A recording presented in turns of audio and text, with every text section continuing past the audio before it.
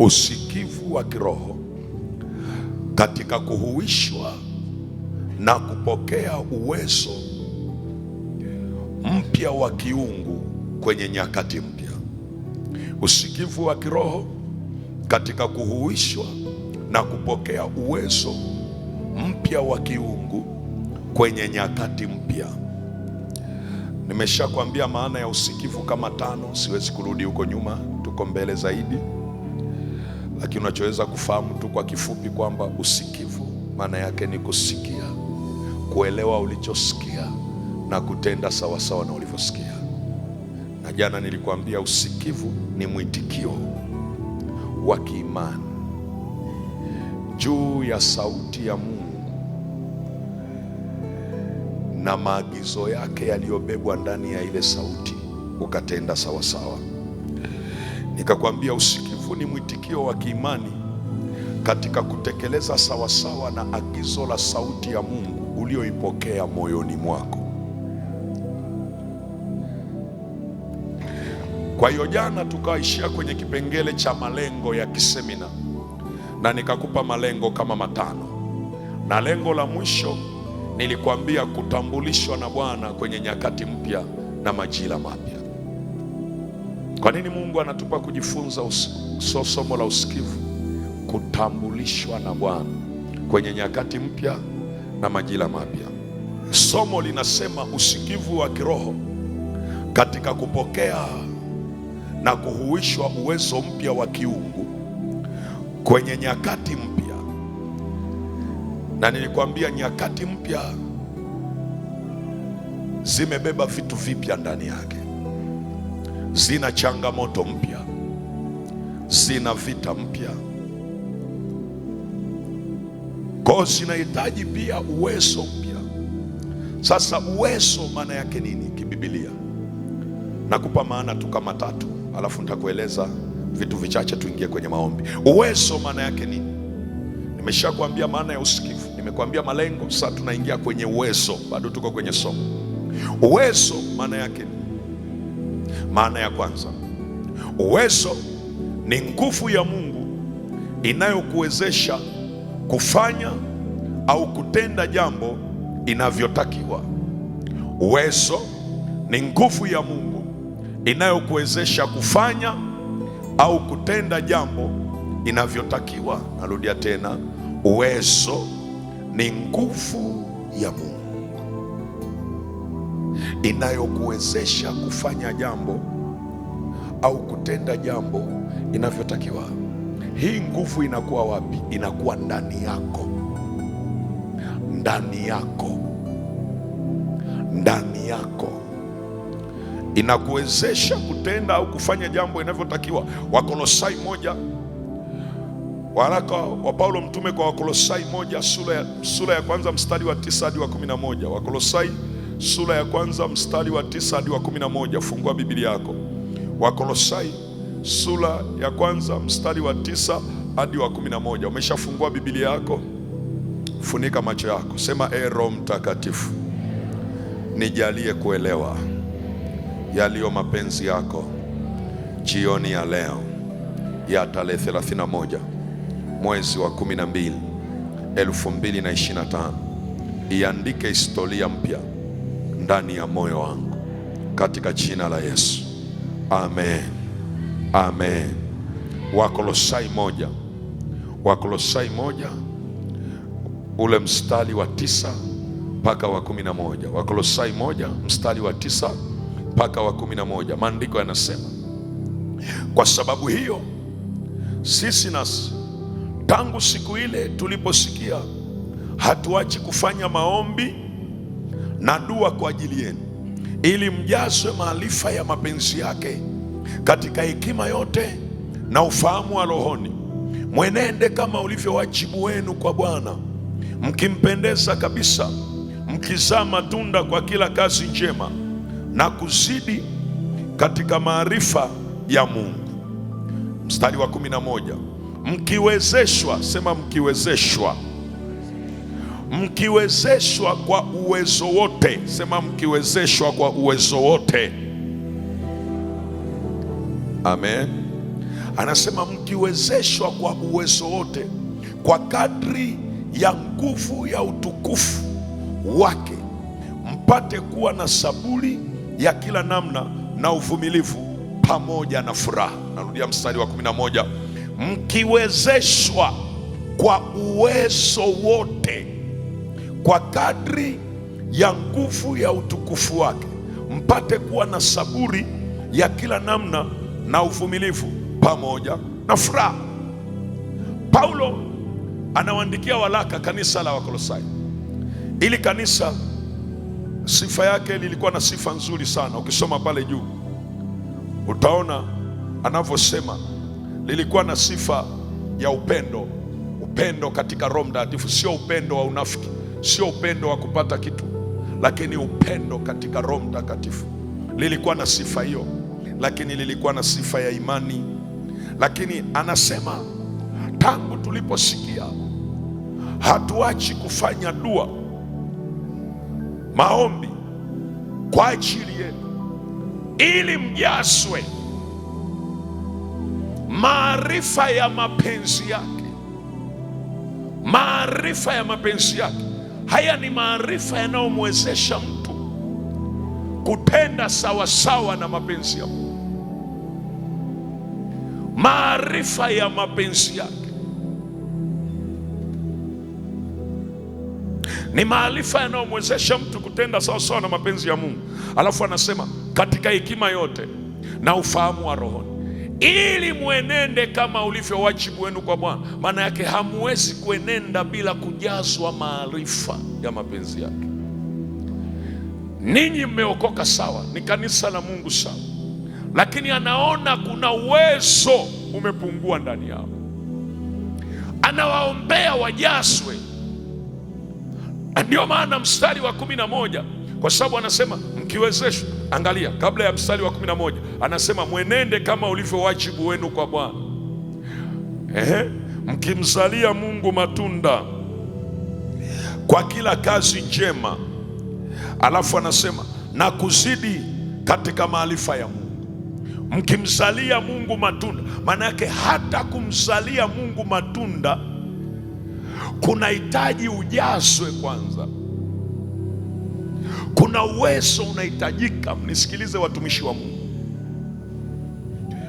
unaweza ukazaa vitu lakini ukawa hujamzalia Mungu matunda. Kumzalia Mungu matunda, uwezo unahitajika.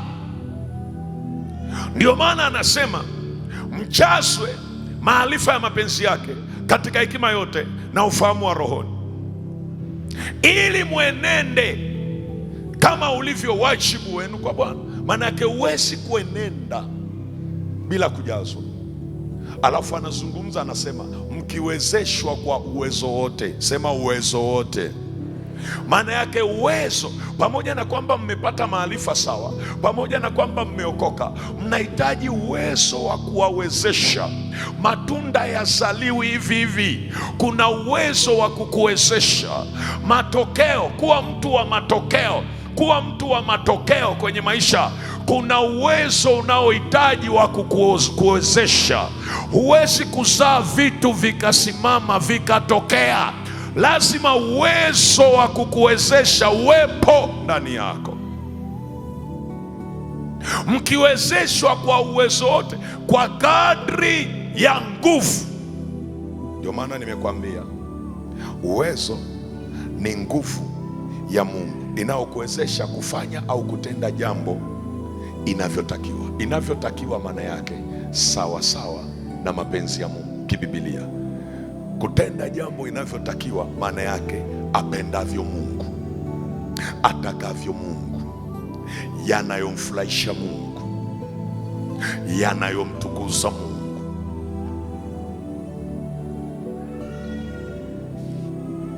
Ukisoma kitabu cha Kutoka, angalia Kutoka, alaka Kutoka ile sura ya 18, Kutoka sura ya 18, Kutoka sura ya 18. Wewe unaweza ukaandika kuanzia ule mstari, unaweza ukaandika kuanzia mstari wa kwanza Utaenda kusoma kuanzia mstari wa kwanza mpaka ule mstari wa 27. Maana yake ni sura nzima, mstari wa kwanza mpaka wa 27. Mistari michache ndio nitakao kusomea, mstari wa 5 na wa 8, alafu nitaluka nitakusomea mbele kule. Mstari wa 5 na wa 8 unasema, kutoka 18: basi Yethro mkwewe Musa pamoja na mke wa Musa na wanaye wawili wakamwendea Musa huko nyikani, hapo alipokuwa amepanga kwenye mlima wa Mungu. Naye akamwambia Musa, mimi Yethro mkweo nimekuja kwako na mkeo na wanawe wawili pamoja naye. Mstari wa 8: Musa akamwambia mkwewe mambo hayo yote Bwana aliyomtendea Farao na Wamisri kwa ajili ya Israeli, na mambo mazito yote yaliyowapata njiani, na jinsi Bwana alivyowaokoa. Amen. Mstari wa 12: Yethro mkwewe Musa akamletea Mungu sadaka ya kuteketezwa na dhabihu, na Haruni akaja na wazee wote wa Israeli wale chakula pamoja na mkwewe Musa mbele za Mungu. Mstari wa 17: mkwewe Musa akamwambia, jambo hili ufanyalo si jema, huna budi utazofika wewe na hawa watu ulio pamoja nawe pia, maana jambo hili ni zito mno kwako, huwezi wewe kulitenda peke yako. Sikiza sasa neno langu, nitakupa shauri, na Mungu na awe pamoja nawe.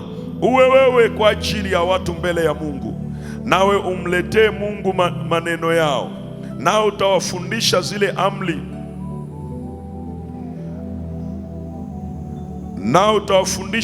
amri, na sheria, nao utawaonyesha njia ambayo inawapasa kuiendea na kazi ambayo inawapasa kuyafanya. Zaidi ya hayo, utajipatia katika watu hawa watu walio na uwezo. Sema watu walio na uwezo. Rudia tena, sema watu walio na uwezo.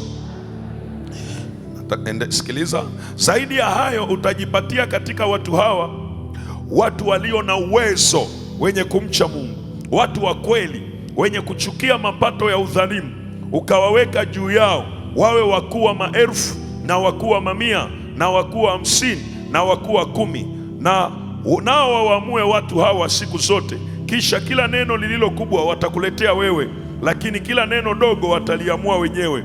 Basi kwako wewe mwenyewe utapata nafasi zaidi, nao watauchukua huo mzigo pamoja nawe.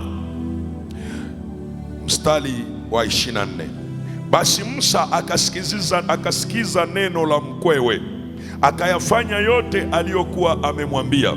Musa akawachagua watu wenye uwezo. Sema akawachagua watu wenye uwezo.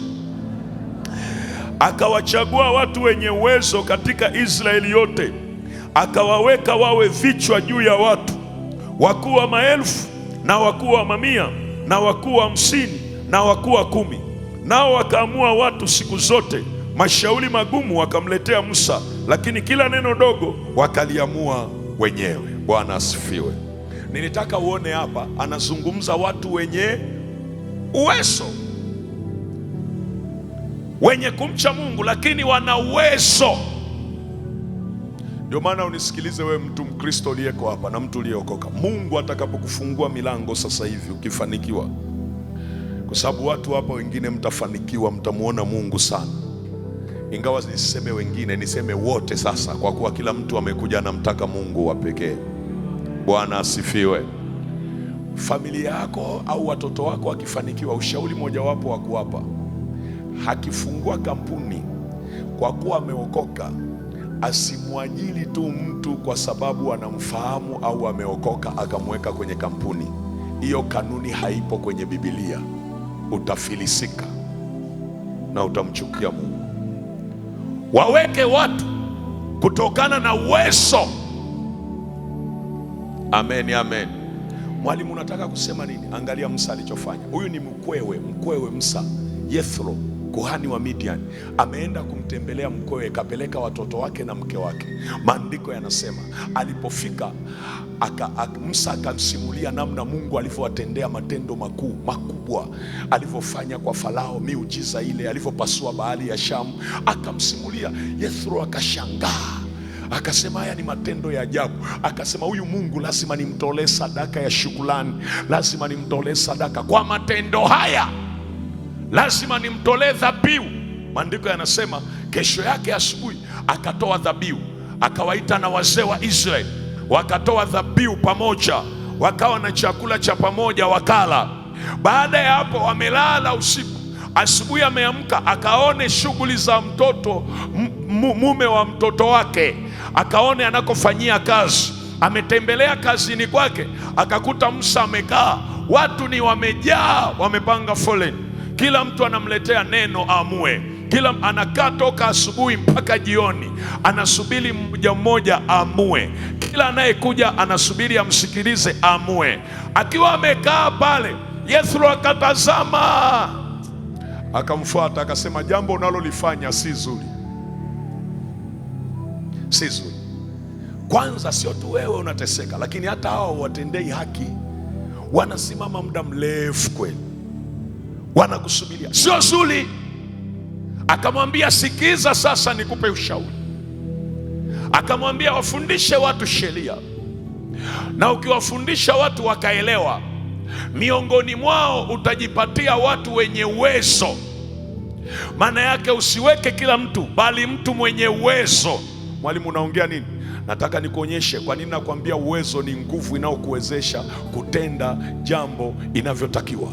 Maana yake nini? Anasema ukiwapata watu wenye uwezo, hao watakaa juu ya watu hawa, watapokea na kuhukumu yale mazito yanayowashinda, ndio watakuletea. Tena anasema wasiopenda fedha za aibu, amen, mapato ya aibu, watu waaminifu, amen, amen, watu wenye uwezo. Na Biblia inasema baada ya hayo Musa akasikiza lile neno, baadaye akachagua watu wenye uwezo miongoni mwa Israeli. Kwa Israeli walikuwa wengi, lakini waliokuwa na uwezo wa kusimamia ni wachache. Akawachagua, akawaweka, wakawa wanawaamua watu. Sasa mwalimu, nataka kusema nini? Maana yake kilichowasaidia hawa kukaa kwenye ile nafasi sio kwa sababu ni Waisraeli, ila kwa sababu ya uwezo walionao, kwa sababu wanaweza kufanya kile ambacho kiongozi wao anafanya, wanaweza kutenda kile ambacho kiongozi wao Musa anatenda. Ndio maana nikakwambia uwezo ni nguvu ya Mungu inayokuwezesha kufanya au kutenda jambo inavyotakiwa.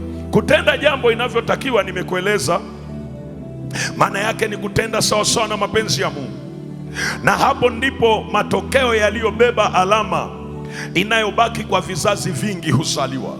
Mtu yoyote anayetaka kuacha matokeo kwa vizazi vingi lazima awe na uwezo unaomwezesha kutenda sawasawa. Hapo ndipo alama huwa inabaki. Sasa hayo mambo huwezi kuyaacha hivi hivi, yanahitaji uwezo, na huo uwezo ni Mungu anaweka ndani, yanahitaji uwezo. Haleluya, watu wa Mungu, haleluya, watu wa Mungu. Angalia maana nyingine ili tuende kwenye maombi ya haraka haraka. Angalia maana nyingine. Uwezo ni utaandika tu haraka haraka. Uwezo ni nguvu ya kukufanya uwe na utambulisho fulani kwenye ulimwengu wa roho na ulimwengu wa mwili. Yohana 1:12.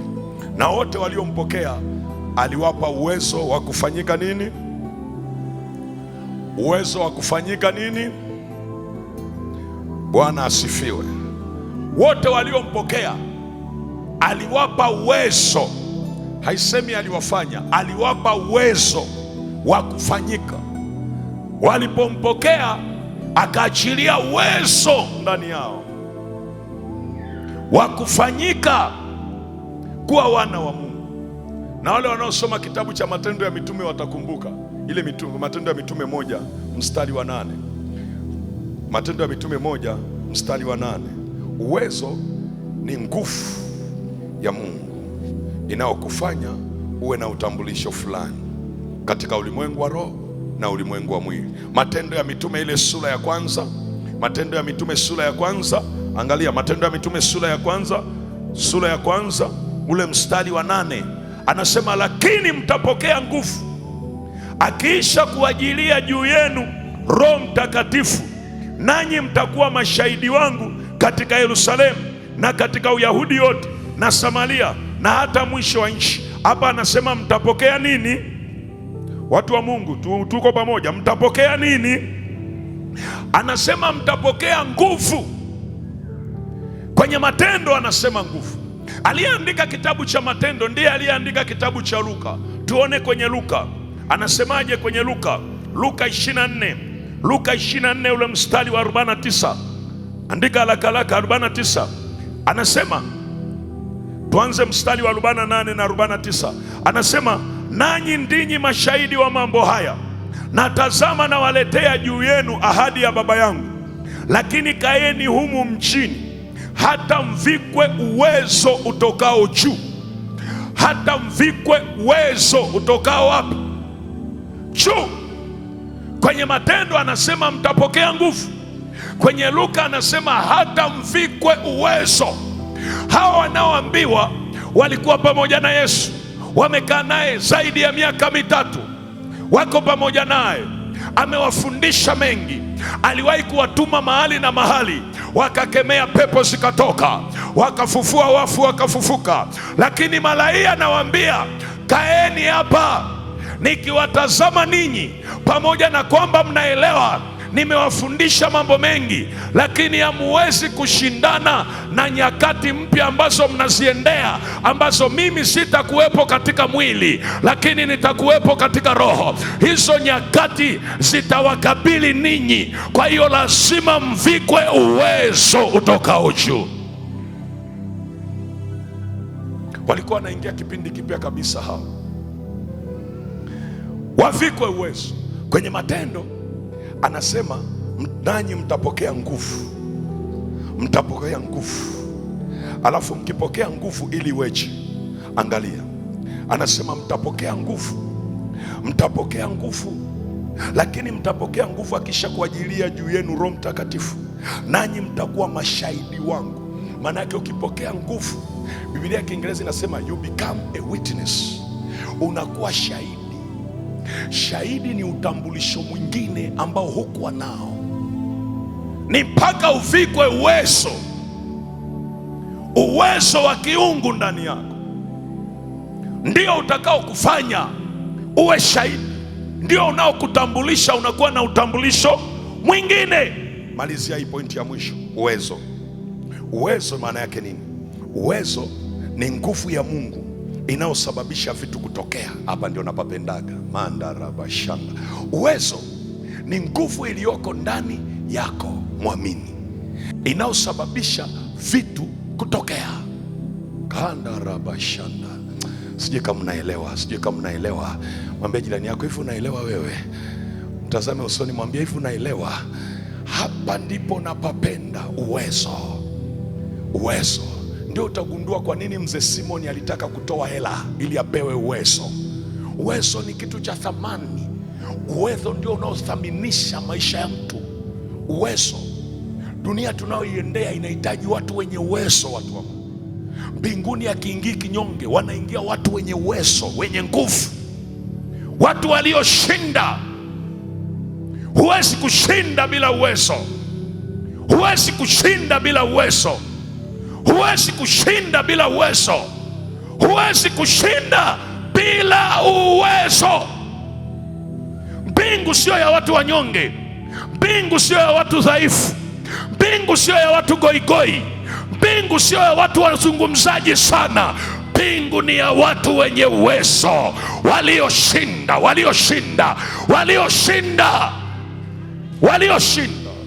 Haleluya, haleluya, haleluya. Waibrania 11:11. Waibrania 11:11. Na ushike hii pointi muhimu sana, ishike vizuri, kwa sababu hapa tunaenda kuomba vitu. Waibrania 11:11 Na inatamani Mungu aweke shauku ndani yako ya kuwa na uwezo wa namna hii. Biblia inasema kwa imani, sema kwa imani. Inasema kwa imani hata Sara mwenyewe alipokea uwezo wa kuwa na mimba alipokuwa amepita wakati wake, kwa kuwa alimhesabu yeye aliyeahidi kuwa mwaminifu. Kwa imani Sara alipokea mtoto. Alipokea mtoto. Ona mmekaa kimya. Kwa imani Sara alipokea nini? Alipokea mtoto. Biblia ndivyo inavyosema Hakupokea mtoto, alipokea uwezo. Hakupokea mimba. Mimba itokei bila uwezo. Hakupokea mtoto, hakupokea mimba. Kwa imani alipokea uwezo. Mandaraba shanda. Hakupokea mtoto, hakupokea mimba. Kwa imani alipokea uwezo. Ule uwezo ukasababisha mimba, ukaleta matokeo yanayoitwa mimba. Mimba ikaleta mtoto. Kwa imani alipokea uwezo. Kutoka kwa nani? Kwa Mungu aliye hai. Tena inasema ijapokuwa wakati wake ulikuwa umepita. Maana yake kuna vitu vimefungwa kwenye wakati. Kuna vitu ulitakiwa kuvipokea kwenye wakati, lakini wakati ukapita. Wakati ukapita. Wakati ukapita. Wakati ukapita. Na ukikaa namna hii, shetani anakusomea, anasema umezeeka wewe, anasema umri umeenda, anasema muda umeisha, anasema mbona angalia wenzako wote wamejenga, wewe hujajenga. Wenzako wote wana kazi, wewe huna kazi. Wenzako wote wana biashara, wewe huna biashara. Wakati wako umepita. Na wewe ukiwaza unasema kuna majira nilikuwa na nafasi, kuna majira nilikuwa na opportunity, lakini sikutumia. Wakati wangu umepita. Na wewe unakubali. Sikiliza neno la Bwana. Kwa imani wakati Sara wakati wake umepita, kila kitu kimekufa. Kwa imani alipokea uwezo ambao wenyewe haujali nyakati. Huu uwezo unazibadilishaga nyakati zilizopita, zinarudi. Na ndio maana nakuombea na wewe, hata kama wakati umepita, upokee uwezo wa kuleta matokeo. Haleluya, haleluya. Tumbo lilishakufa, lakini kwa imani alipokea uwezo. Kwa Mungu hakunaga kuchelewa. Hata kama umri umeenda, Mungu ana njia ambazo sio za wanadamu. Mawazo ya Mungu sio mawazo yetu, njia zake sio njia zetu. Wakati sisi tunawaza kibinadamu, yeye anawaza kama Mungu. Wakati sisi tunasema tumepoteza muda, Mungu anasema naweza kureverse, naweza kurudisha, naweza kurejesha. Wakati ule ulikuwa hujaokoka, ulikuwa mlevi, sasa umenijua, I can. Naweza kurejesha, naweza kubadilisha, naweza kurejesha ile miaka iliyoliwa, lakini ni kwa uwezo.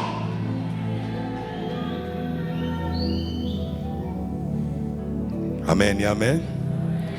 Uwezo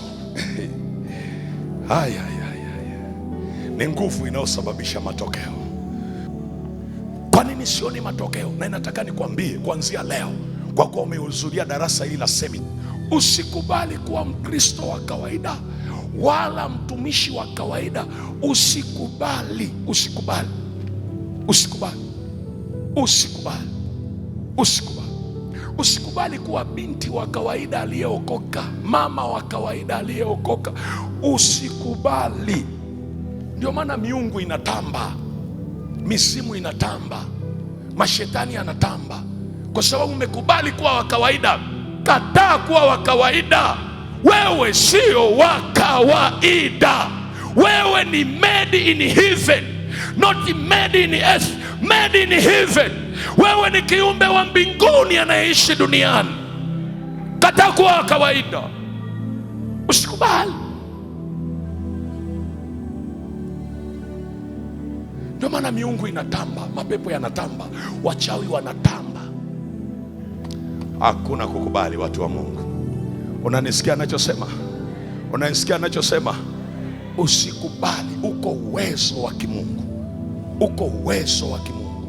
Na mimi huo uwezo ambao miungu imenyamazisha, miungu imefunika, miungu imezuia, maroho yanazuia, una kitu kizuri kisionekane. Wewe ilikuwa ni nyota inayotakiwa kung'aa, lakini imefunikwa mahali.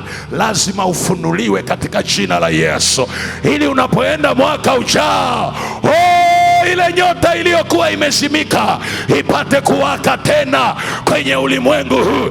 Wale ambao walikuwa wanakuona wa kawaida wasikuone tena wa kawaida. Ninasema hizi ni habari njema ambazo kuzimu ni habari mbaya. Hata shetani ana survive leo kwa sababu Yesu yupo. Siku Yesu akinyamazisha kila kitu na shetani hata kuwepo, Yesu anatawala roho zote. Anawezaje kuwa na nguvu ndogo kiasi hiki? Kwa nini anakuwa na nguvu ndogo kwenye biashara? Kwa nini anakuwa na nguvu ndogo kwenye uchumi? Kwa nini anaonekana na nguvu ndogo kwenye afya zetu? Kwa nini kwenye familia? Tatizo haliko kwa Yesu, tatizo liko kwetu. Naongea mbele za Mungu aliye hai, na ndio maana ninakwambia uamke. Kama ulikuwa umelala muda mrefu, amka katika jina la Yesu. Mwangalie jirani yako, mwambie amka. Wewe amka, mwambie amka, changamka, usiendelee kulala. Leo ni tarehe 31. Mwambie leo ni tarehe 31. Mwangalie usoni, mshike mkono, mwambie amka, usilale. Kumekucha, kumekucha, kumekucha, kumekucha, kumekucha. Hizi ni siku za mwisho. Yesu anakaribia kurudi. Ndio maana kanisa lazima liamke, lazima liamke. Mwambie jirani yako amka wewe. Mwambie tena amka wewe. Haleluya, haleluya.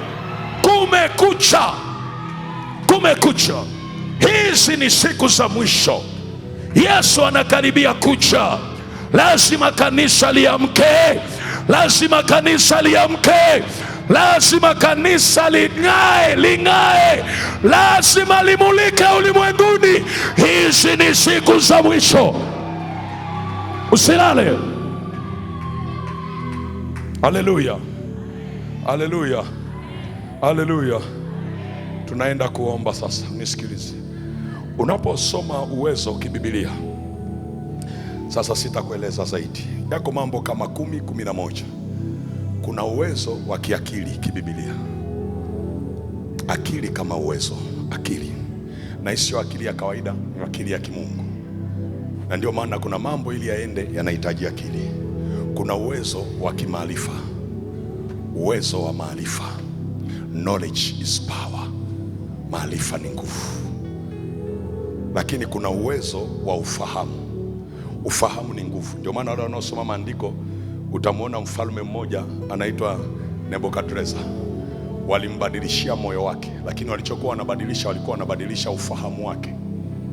Ndio maana anakiri mwenyewe, anasema fahamu ziliponirudia. Maana yake walihamisha fahamu. Ufahamu wa mtu unaweza kuhamishwa akaishi kwa ufahamu sio wa kwake. Ndio maana kuna vitu ufahamu ukiwa umehamisha, utaona akili na ufahamu vinapambana. Anasema hiki ninachokifanya sio akili zangu, sio akili zangu. Naelewa maana yake nini? Kwenye ufahamu kuna shida. Akili najitambua, ufahamu una shida.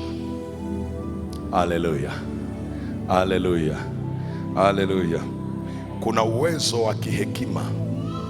Hekima ni uwezo, lakini kuna uwezo wa kiimani. Imani ni uwezo, imani ni uwezo. Kuna vitu vikitakiwa kung'oka, lazima uwepo uwezo unaitwa imani ndani ya mtu. Ndio maana ukisoma kwenye maandiko anasema pasipo imani haiwezekani kumpendeza, haiwezekani kumpendeza, haiwezekani kumpendeza yeye. Kwa kuwa kila aminie, kila ajaye lazima amini kwamba yeye yuko na huwapa thawabu wale wamtafutao. Si unaifahamu hiyo Waebrania 11? Bwana asifiwe. Pasipo imani haiwezekani kumpendeza. Angalia lile neno, haiwezekani kumpendeza. Kwa lugha nyingine, ungekuwa wewe unaongea ungesema pasipo imani siwezi kumpendeza. Lile neno siwezi, maana yake sina uwezo wa kumpendeza. Maana yake pasipo imani hakuna uwezo wa kuniwezesha kumpendeza. Hiyo ni imani kama uwezo.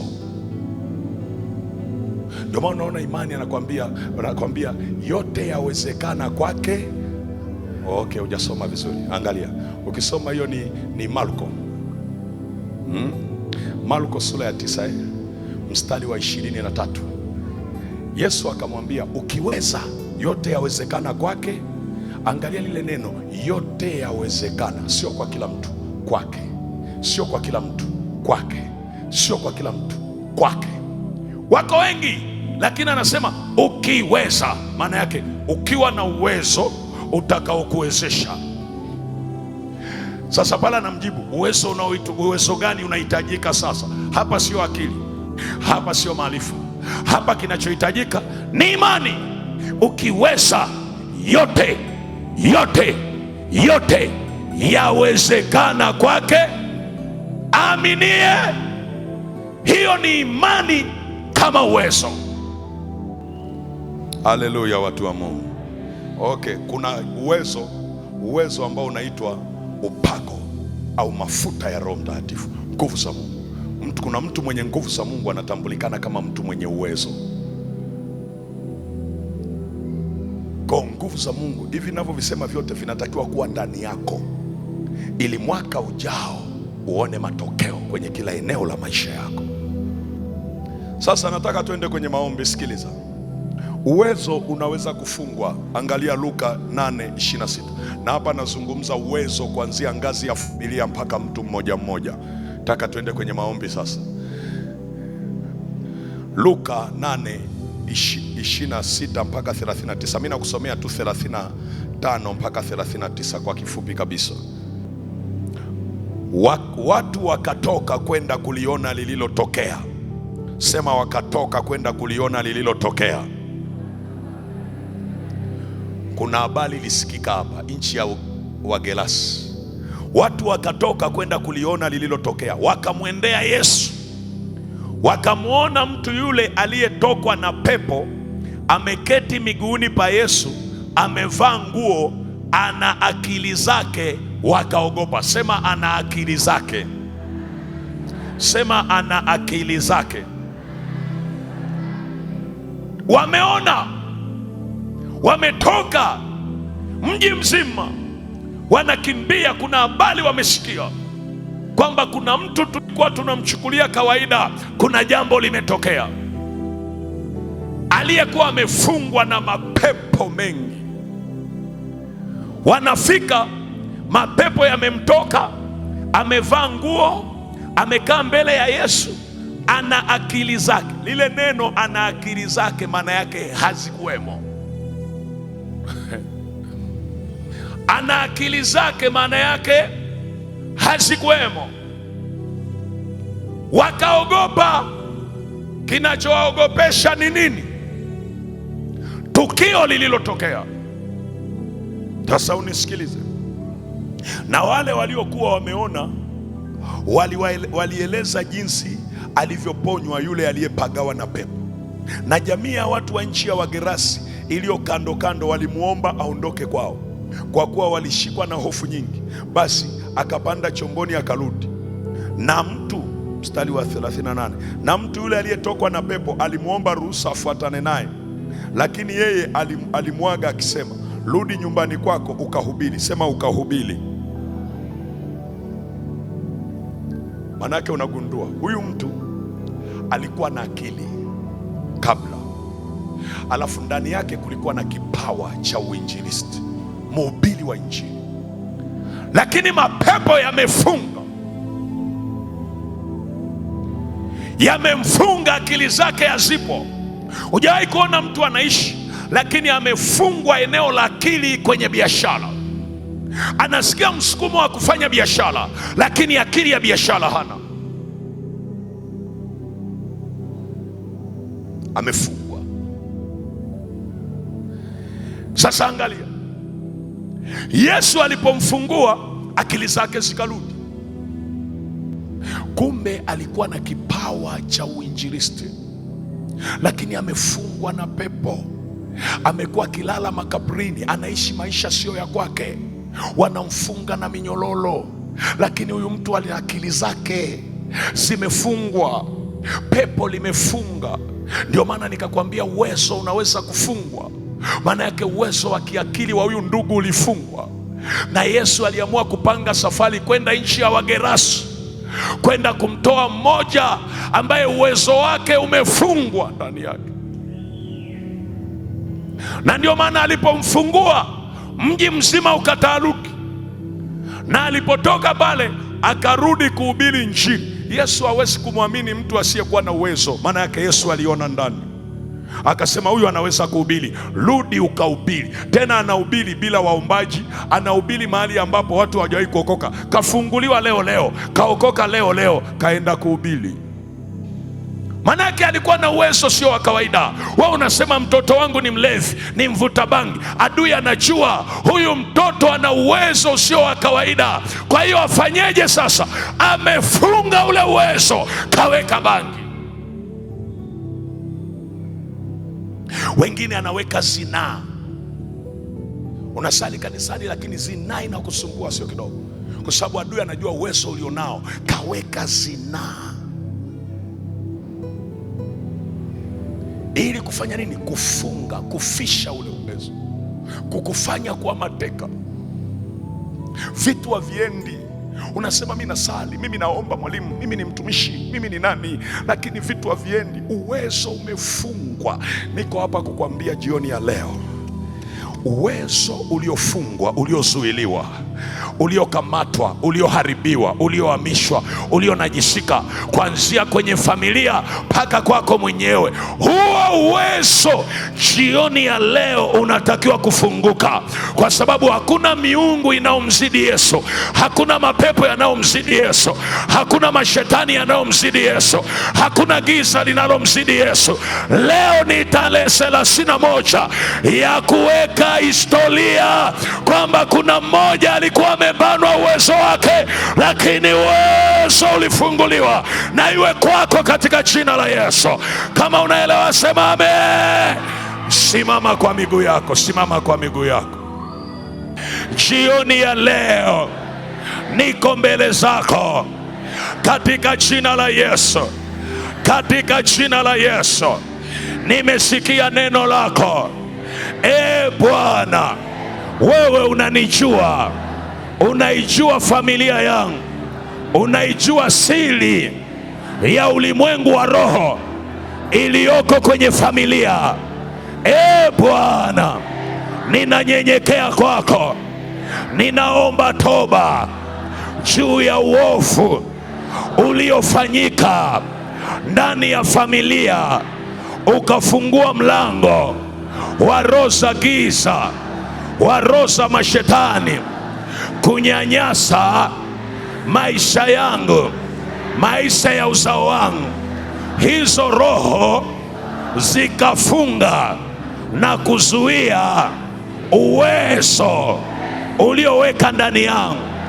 Mungu uliye hai, ninaomba toba, ninaomba rehema, ninaomba toba, ninaomba toba, ninaomba toba kwa damu ya Yesu. Nilehemu Bwana, nilehemu Bwana, lehemu familia yangu, lehemu familia yangu kwa damu ya Yesu, kwa damu ya Yesu. Jioni ya leo ninaomba toba kwa ajili yangu na uzao wangu.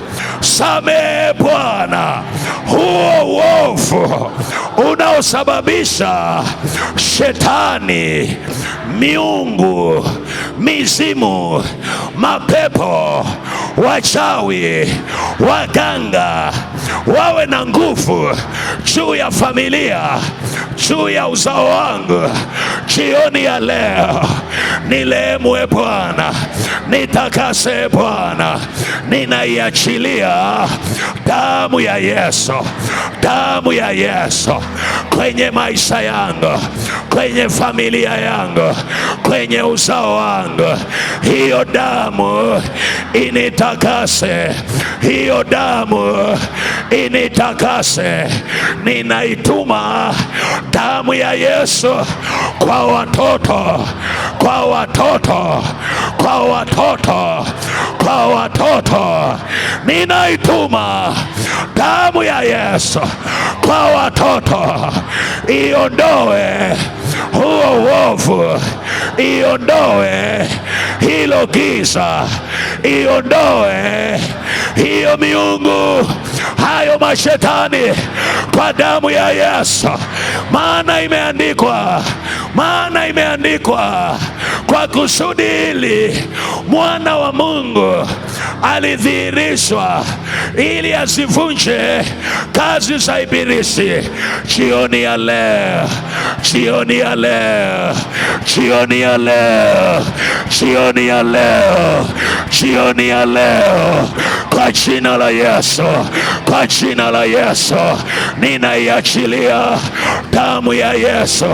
Damu ya Yesu inafungua, inafungua kila kilichofunga uwezo wa kiuchumi kwenye familia, uwezo wa kiutumishi, uwezo